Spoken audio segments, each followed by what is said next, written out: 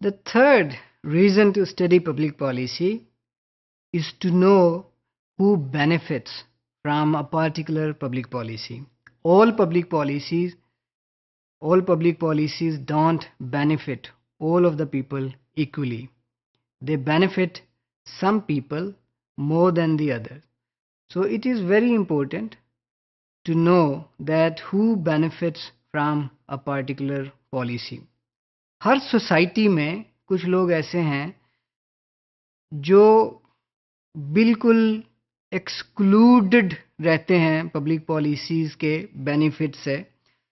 सो ये जानना बहुत ज़रूरी है कि किस पॉलिसी का किस तबके को या किन लोगों को और कहाँ के लोगों को कितना फ़ायदा होता है और वो कौन से लोग हैं जिनको उसका फ़ायदा नहीं होता।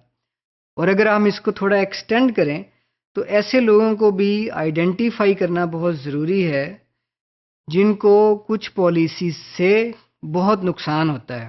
फॉर एग्ज़ाम्पल बहुत सारे मुल्कों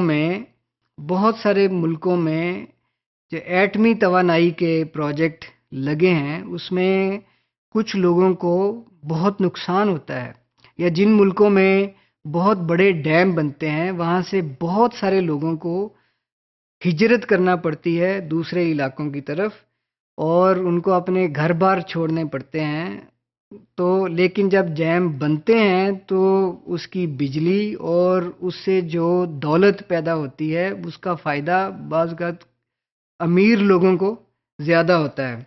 इसी तरह जब एजुकेशन प्राइवेटाइज होती है बहुत सारे मुल्कों में तो it is basically the richer people who benefit more from the privatized education. जब health privatized होती है it is basically the richer people who can benefit more from the privatized doctors or private hospitals. And poor people generally or the low income people generally are excluded from the health facilities. And the similar case is with the housing industry in many countries. It is the upper income people or the richer people who benefit more from the housing schemes.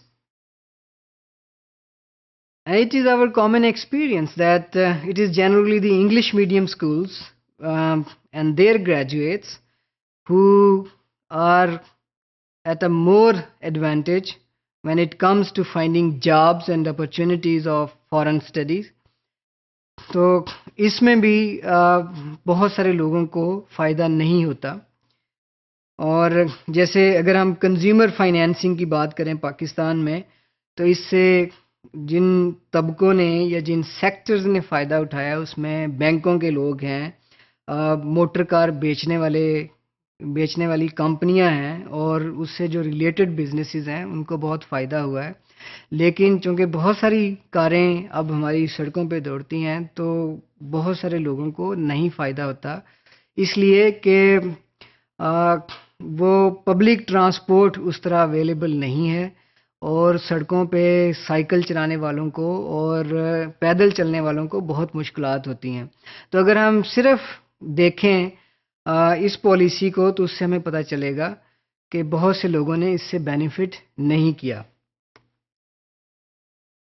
सो अगर हम public policies में और public policies की implementation में ये समझते नहीं हैं कि इससे किसको फ़ायदा हुआ है और किन लोगों को नुकसान हुआ है, तो उसका नुकसान ये है इसके मुआशरे में जो लोग जिनको पॉलिसीज़ से फ़ायदा नहीं होता उनकी अगर तादाद बढ़ती जाए तो उनमें डिससेटिस्फेक्शन बढ़ती जाए तो this can lead to political disturbances and political instability which can be harmful for the whole of the system. So it is very, very important that we keep on analyzing who loses and who benefits from a public policy, and